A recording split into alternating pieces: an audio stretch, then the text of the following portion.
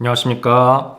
취업금은방 대표 박용호입니다. 네, 이번 시간은요, 우리은행 자기소개서 관련해서 예시들을 좀 작성해서 같이 찾아와 봤는데요. 이번 영상을 통해서 우리은행 자기소개서 각 문항별로 어떤 예시 작성이 가능한지 같이 살펴보고 이를 참고해서 좋은 자소서를 만드시는데 도움을 받으셨으면 좋겠습니다.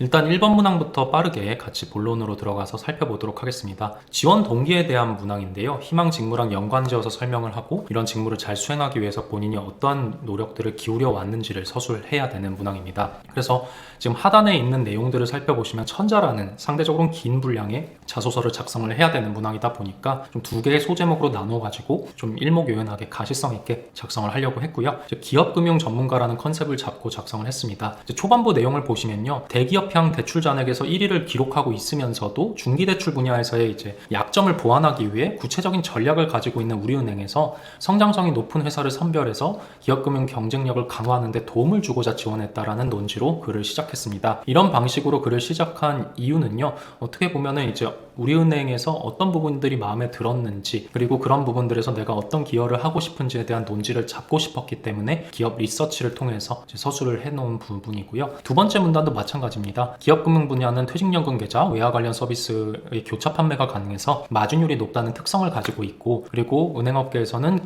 그런 특성들 때문에 기업금융의 경쟁력을 높이기 위해 여러 가지 노력을 기울이고 있다는 특성을 언급해 놓았습니다. 그런 다음에 우리은행의 미래 전략 내용에 대해서 리서치한 내용을 갖다 붙여주면서 중견기업이나 중소기업 중에 이제 방산, 2차전지, 반도체 등 이제 신성장 산업에 속해 있는 회사를 선별해서 4조 원 이상의 금액을 항상 지원하겠다라는 그런 내용을 천명했다는 것뿐만 아니라 그 다음에 원비즈 플라자를 고도화하기 위해서 노력 중이라는 점, 이런 부분들에 대해서 리서치 내용을 같이 융합을 해서요. 어떻게 보면 우리은행이 어떤 조직이라는 점에서 마음에 들었는지를 좀 실무적으로 그리고 기업 전략적인 관점에서 풀어내고 있습니다. 그 다음에 이제 두 번째 파트로 넘어가면요. 정량을 넘어서는 정성이라는 소제목으로 되어 있는데요. 그래서 나는 기업금융 분야에서 어떤 기여가 가능하고 어떤 역량을 갖추고 있는지에 대해서 서술을 하는 파트라고 보시면 되겠습니다. 중기대출 취급에 있어서 재무제표면 신용도 기반의 정량적 평가 외에도 아무래도 여기 같은 경우 재무제표상에서 매출이나 수익성, 영업이익 이런 부분들이 잘 나올 확률이 좀 드물고 대표자의 개인 신용 정도나 회사 자체의 어떤 신용 등급이 그렇게 높지 않기 때문에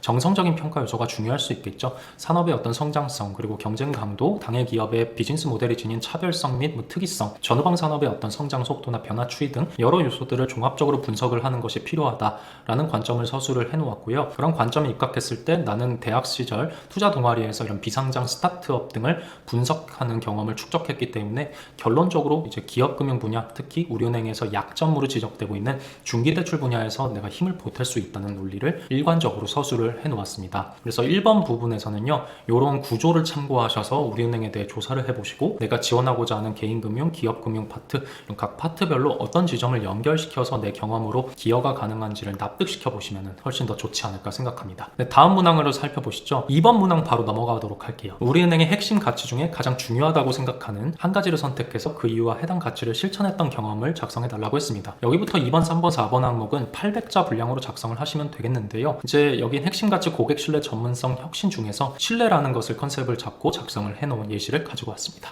초반부에는 신뢰의 원동력, 상대방의 특성에 따라 설명의 방식에 변주를 줄 수 있는 능력을 신뢰를 받을 수 있는 원동력이라는 표현을 해놨고요. 이걸 금융영업인으로서 왜 필요한지를 서술해주는 식으로 시작을 했습니다. 고객 특성을 고려해서 금융영업인은 설명 방식에 변주를 줄 수 있어야 하기 때문에 고객과의 신뢰를 쌓는 것이 중요하고 나는 택배업체 지점장으로 근무할 당시에 본사 측에 이제 비용 절감을 위한 이륜차 리스 방식 변경 요청을 실행에 옮기는 과정에서 내부 고객에게 해당하는 배송원분들의 특성을 고려해서 설명 방식에 변주를 주어 설득에 성공한 경험이 있다. 이런 과정을 통해서 위와 같은 덕목을 구체할 수 있었다라는 주장, 이런 서론 파트를 전개해 놓았고요. 그 하단부에 쓰여진 방식은 어떤 식으로 상대방의 특성을 고려해서 설득에 성공했는지, 그래서 사측의 이익을 좀 증대시킬 수 있는 방향으로 이제 합의를 이끌어낼 수 있었는지에 대해서 써놨고, 마지막 이제 마무리 문단쯤에서 이처럼 상대방이 쉽게 공감할 수 있는 예시를 만들어서 수치로 상황을 설명하는 방식을 동원했기에 배송원들의 이탈을 막을 수 있었다라는 식으로 경험을 마무리해서 설명을 하였습니다. 그래서 이런 구조들을 또 생각해 보시고 예시들을 찬찬히 살펴보시면서 어떤 서술이 가능한지 한번 참고해 보시면 좋을 것 같습니다.